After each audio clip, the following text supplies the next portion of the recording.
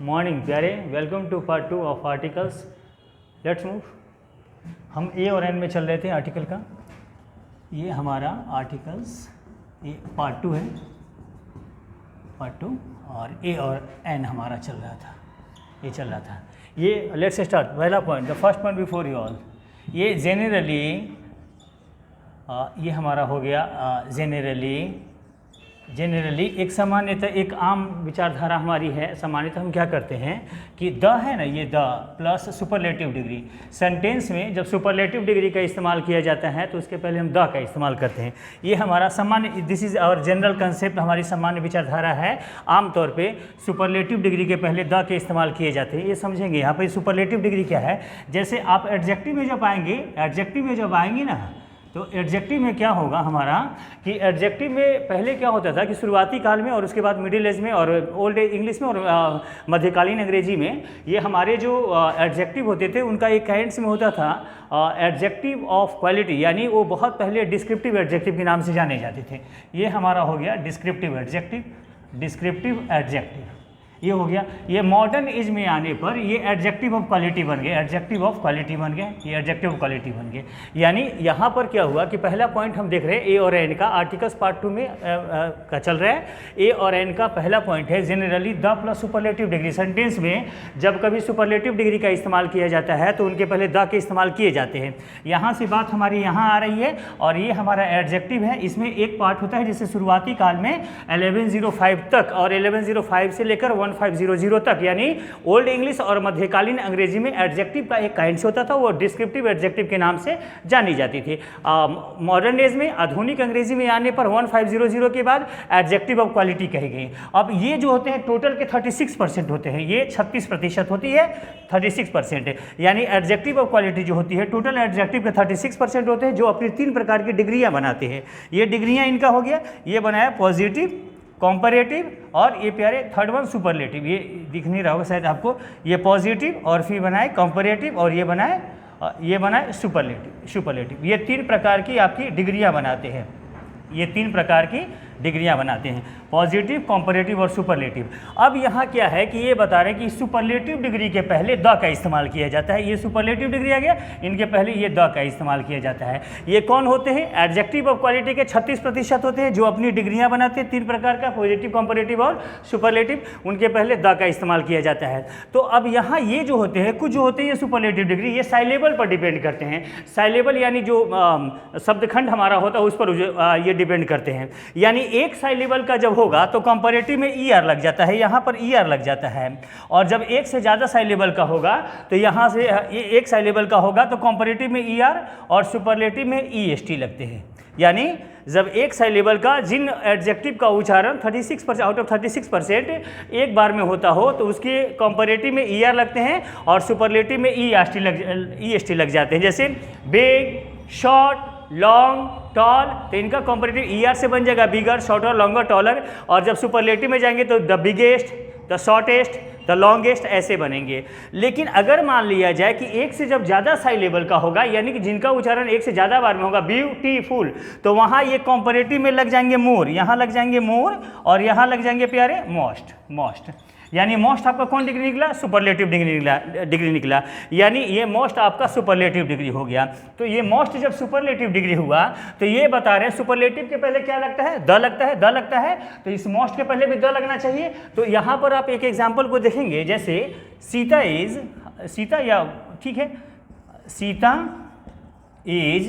The most beautiful girl in this class।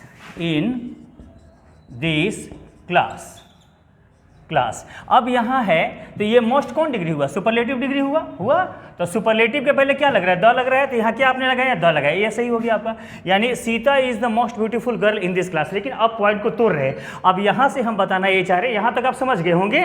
यानी generally the plus superlative degree, sentence में जब कोई superlative degree आता हो उनके पहले द के इस्तेमाल किए जाएंगे। चलो ठीक ठाक। यहाँ पर एडजेक्टिव की काइंड्स में ओल्ड एज में और मिडिल एज में डिस्क्रिप्टिव एडजेक्टिव होता था। मॉडर्न एज में आने पर ये एडजेक्टिव ऑफ क्वालिटी के नाम से जाने गए। टोटल के 36% होते हैं जो अपनी डिग्रियां बनाते हैं, पॉजिटिव, कंपैरेटिव और सुपरलेटिव। कंपैरेटिव में ईआर लगता है, सुपरलेटिव में ईएसटी लग जाती है। अगर एक से ज़्यादा साई लेवल का हो तो उस अवस्था में कंपैरेटिव में मोर, सुपरलेटिव में मोस्ट। अब ये मोस्ट हमारा सुपरलेटिव डिग्री निकला और ईएसटी वाले तो हमारे निकले ही, यानी तो ये अब हम यहाँ पर जब लेकर आए तो ये सुपरलेटिव डिग्री हमारा हो गया, ये सुपरलेटिव डिग्री हो गया प्यारे ये, और इनके पहले सुपरलेटिव पहले द, तो यहाँ द लग गया, यानी Sita is the most beautiful girl in this class.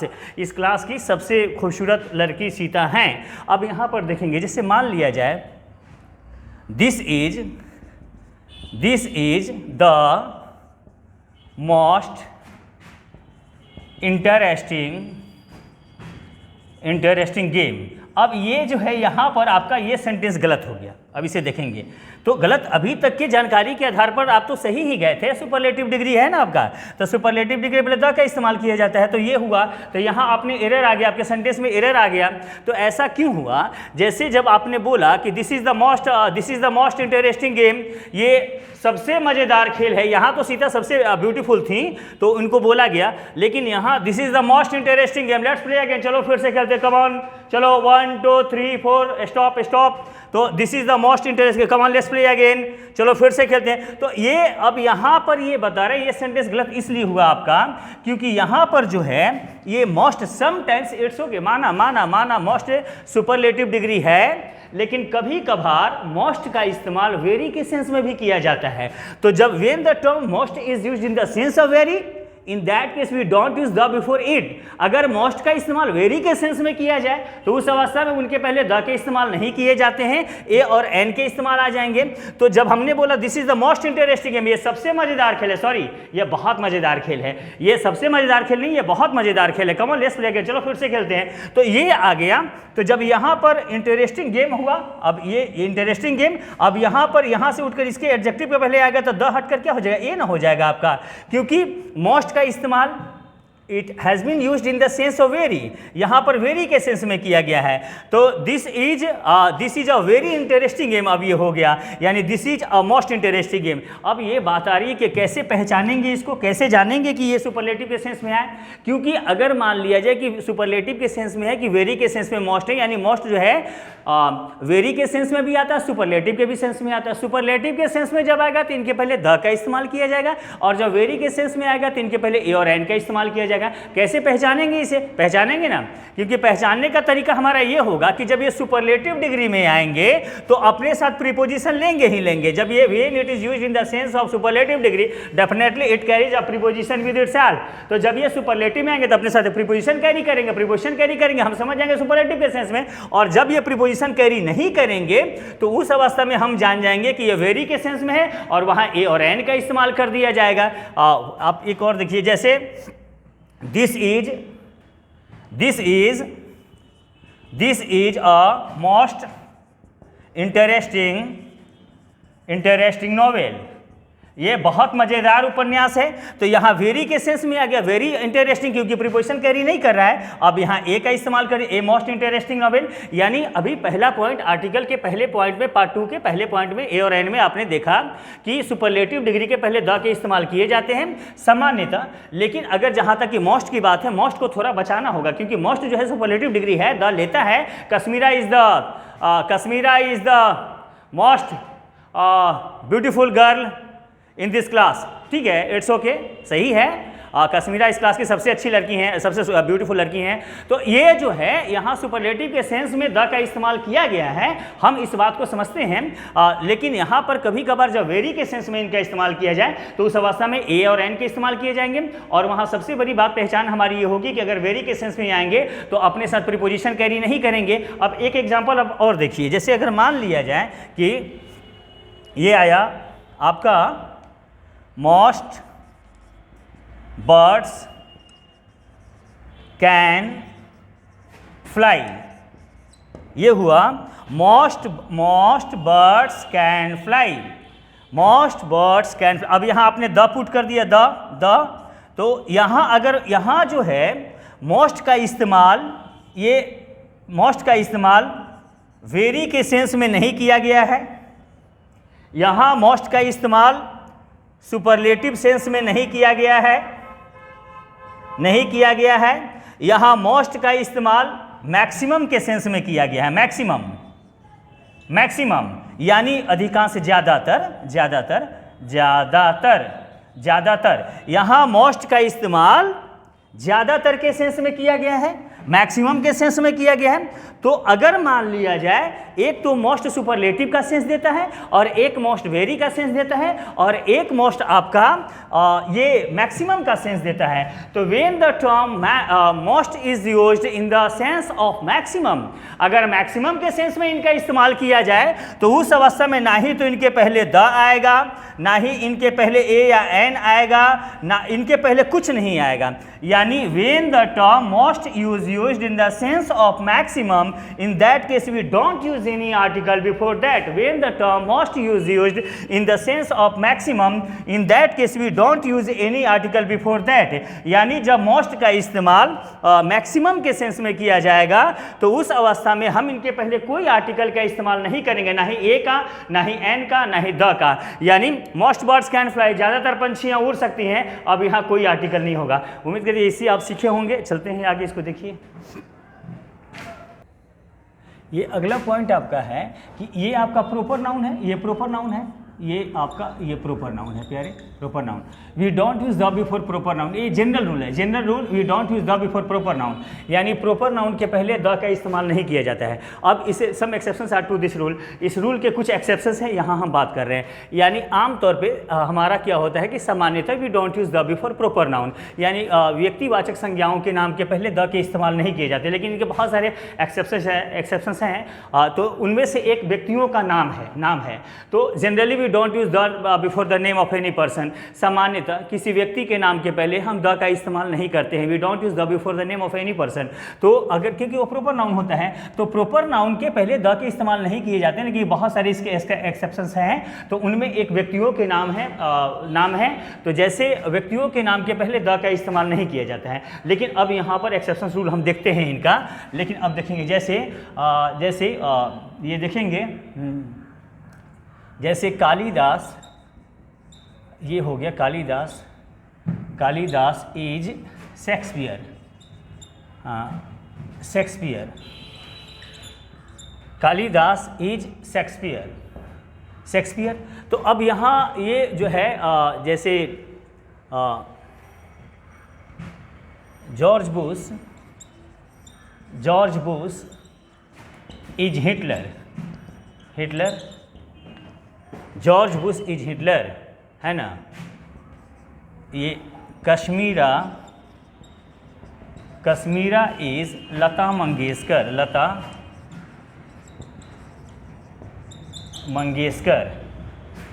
Mangeshkar. अब यहाँ ही इज गांधी। अब generally we don't use the before the name of any person, सामान्यतः किसी व्यक्तियों के नाम के पहले द के इस्तेमाल नहीं किए जाते हैं। बट पॉइंट टूटा, एक पहला कंपैरेटिव पॉइंट ये जुटा कि but when two persons are comparison on the basis of their quality, अगर दो व्यक्तियों की तुलना गुण के आधार पर किया जाए, तो अगर गुण के आधार पर किया जाए तो यहाँ बता रहे कि कालिदास इज शेक्सपियर। तो कहने का मतलब ये हुआ कि कालिदास की तुलना किससे किया गया? शेक्सपियर साहब से किया गया है। तो अगर दो व्यक्तियों की तुलना गुण के आधार पर किया जाए तो उस अवस्था में to whom we make a comparison, जिससे तुलना किया जाए, उस अवस्था में जिससे तुलना किया जाए उसके नाम के पहले आर्टिकल ए एन के इस्तेमाल किए जाते हैं। अब यहाँ क्या हो गया? ए आ गया, यानी कालिदास इज शेक्सपियर। कालिदास क्या है? शेक्सपियर है। तो ये जो आपका जॉर्ज बुश इज हिटलर, तो जॉर्ज बुश की तुलना किससे किया है? हिटलर से किया गया। तो George Bush is a Hitler. Kashmira is Lata Mangeshkar, तो कश्मीरा का तुलना किससे किया गया? लता मंगेशकर से किया गया। यानी कश्मीरा उतनी she sings so melodiously so sweet that as Lata Mangeshkar Sahiba. तो यहाँ ए हो गया, ए लता मंगेशकर। यानी ही इज गांधी, यानी कहने का मतलब ये है कि वह गांधी साहब नहीं बन, गांधी जी नहीं बन गए, गांधी की तरह ही वो जो है सादगीधारी हैं, वो ये लाठीधारी हैं, खद्दरधारी हैं, ये नॉन वायलेंसधारी हैं, तो ये अहिंसाधारी हैं, तो ये ही इज अ गांधी। तो आम तौर पर we don't use the before the name of any person, but when two persons are compared on the basis of their quality, in that case we just use the a और an before the name of that person. सामान्यतः किसी व्यक्ति के नाम के पहले ए और N और द का किसी आर्टिकल्स का इस्तेमाल नहीं किया जाता है, लेकिन अगर दो व्यक्तियों की तुलना गुण के आधार पर किया जाए, यानी कालिदास ए शेक्सपियर साहब, कालिदास की तुलना शेक्सपियर साहब से किया गया, ये बहुत बड़े प्ले राइटर थे, नाटककार थे, तो कालिदास साहब भी थे, लेकिन ये संस्कृत में थे। तो ये जॉर्ज बुश की तुलना, हिटलर एक बहुत बड़े ओरेटर थे, तो ये जॉर्ज बुश साहब भी थे। तो यहाँ पर जॉर्ज बुश का तुलना हिटलर से हुआ, कश्मीरा का तुलना लता मंगेशकर से हुआ, ही इज अ गांधी उसका तुलना गांधी जी से हुआ, कालिदास का तुलना शेक्सपियर से हुआ। लेकिन दो व्यक्तियों की तुलना गुण के आधार पर किया जाए तो उस अवस्था में जिससे तुलना किया जाए उनके नाम के पहले आर्टिकल ए एन के इस्तेमाल किए जाते हैं। लेकिन अगर मान लिया कभी कभार ऐसा होता है कि यहाँ पर ऑफ जो ये किसी जगह को दर्शा देता है, यानी कालिदास शेक्सपियर ऑफ इंडिया, तो अगर मान लिया जाए कि यहाँ पर जगह का नाम का बोध करा दिया जाए, ऑफ इंडिया आ गया, तो उस अवस्था में यहाँ क्या होता है कि ए टूट जाता है, द जुट जाता है, द। अब यहाँ द आ गया आपका, यानी George Bush is a Hitler. और यहाँ अगर जगह को दिखा दिया जाए ऑफ अमेरिका, तो अब यहाँ पर क्या है कि अगर ऐसे कंपैरिजन वाले सेंटेंसेस में अगर ऑफ फॉलो कर जाए, यहाँ जगह को दर्शा दिया जाए, तो ए टूट कर द का इस्तेमाल कर दिया जाता है। यानी George Bush is the Hitler of America. Kashmira is Lata Mangeshkar, यानी कश्मीरा ऑफ दिस टाउन। अब यहाँ पर क्या होगा कि यहाँ पर ये ए के बदले द के इस्तेमाल कर दिए जाएंगे, यानी Kashmira is the Lata Mangeshkar of this town, he is a Gandhi of my village. अब यहाँ क्या हो जाएगा प्यारे, यानी ही इज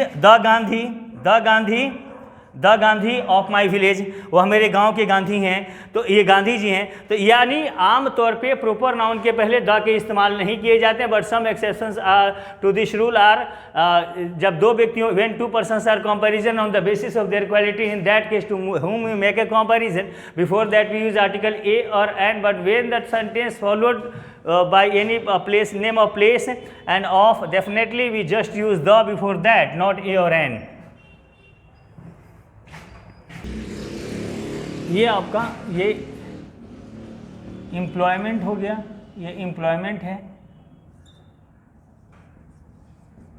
ये हो गया आपका अनकाउंटेबल नाउन, ये हो गया रोजगार, ठीक है प्यारे, इसको बोलते हैं सी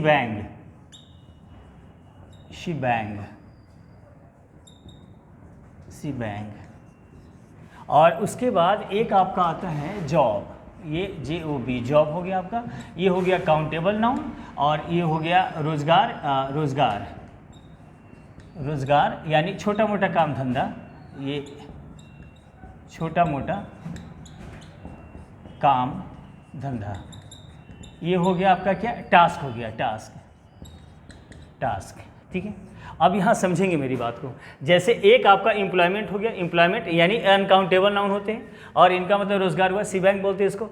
ये जॉब होता है हमारा, जॉब काउंटेबल नाउन है, रोजगार होता है छोटा मोटा काम धंधा, इसको टास्क बोलते हैं। अब यहाँ देखेंगे, जैसे ही is seeking an employment,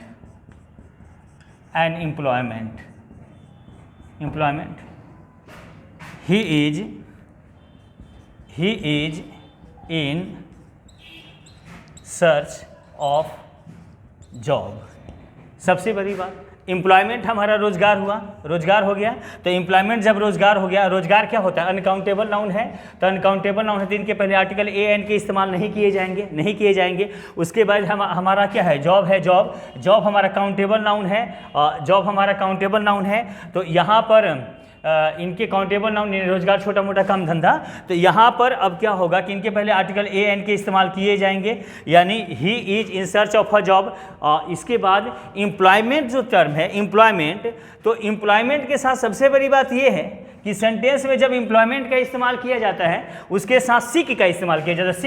seek ये एम्प्लॉयमेंट के साथ सीक का इस्तेमाल किया जाता है, और ये जॉब के साथ हमारा सर्च का इस्तेमाल किया जाता है। यानी we just always use the term search with job के साथ हम सर्च का इस्तेमाल करते हैं और एम्प्लॉयमेंट के साथ सीक का इस्तेमाल करते हैं, क्योंकि यहाँ जो है ये सीकर को मालूम होता है कि ये है, यहाँ सीकर जानता है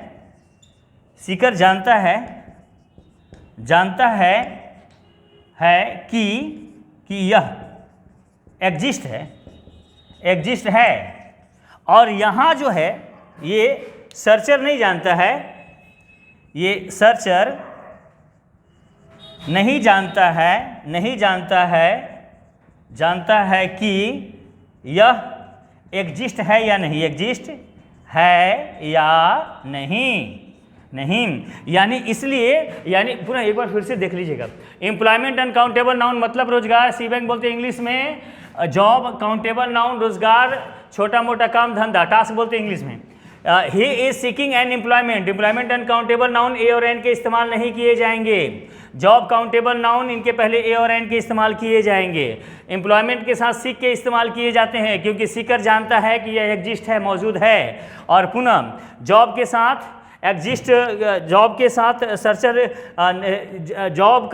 के साथ सर्च के इस्तेमाल किए जाएंगे क्योंकि सर्चर नहीं जानता है कि यह एग्जिस्ट है या नहीं है। इसलिए इनके साथ जॉब के साथ सर्च और एम्प्लॉयमेंट के साथ सीक का इस्तेमाल किया जाता है। एम्प्लॉयमेंट के पहले एन नहीं आती है, जॉब के पहले और एन आती है।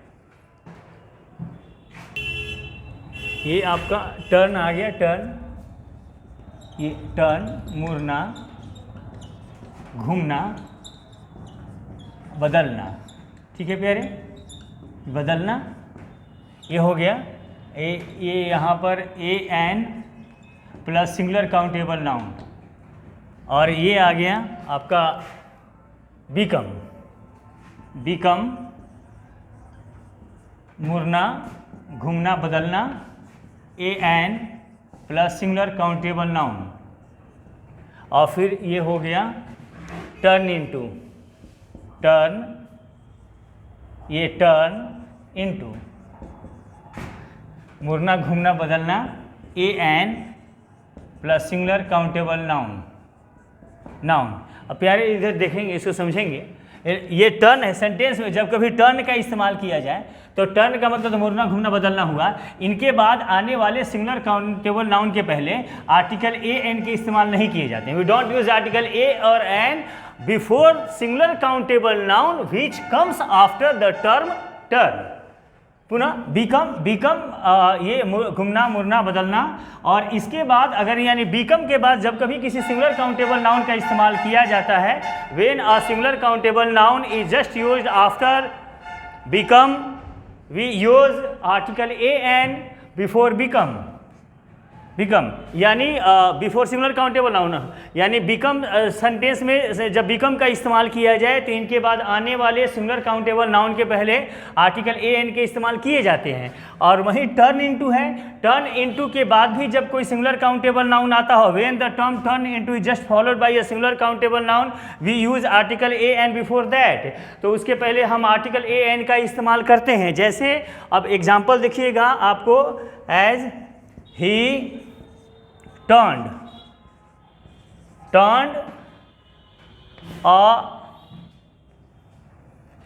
a traitor,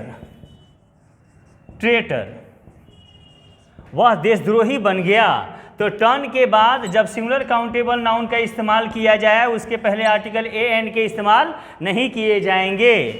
he became a patriot, वह देशभक्त बन गया। तो बिकम के बाद जब कभी किसी सिंगुलर काउंटेबल नाउन का इस्तेमाल किया जाए उसके पहले आर्टिकल ए एन के इस्तेमाल किए जाएंगे। यानी turn into, the little girl turned into engineer, engineer. The little girl turned into engineer, वो छोटी लड़की क्या बन गई, इंजीनियर बन गई। अब सिंगुलर काउंट टर्न इनटू के बाद आने वाले सिंगुलर काउंटेबल नाउन के पहले आर्टिकल एन के इस्तेमाल किए जाएंगे, तो एन इंजीनियर ना हो जाएगा यहाँ पे, अरे एन इंजीनियर, यानी the little girl turn into an engineer. Generally we don't use article a an before the singular countable noun that comes after the term turn, but we use a and before the singular countable noun that comes after become. We also use a or and before singular countable noun that comes into after the term turn. He turned a traitor, sorry, he turned a traitor. He became a patriot. It's okay, right. The little girl turned into an engineer. That's fantastic, grammatically correct. Okay, right. ये देखिए इसको,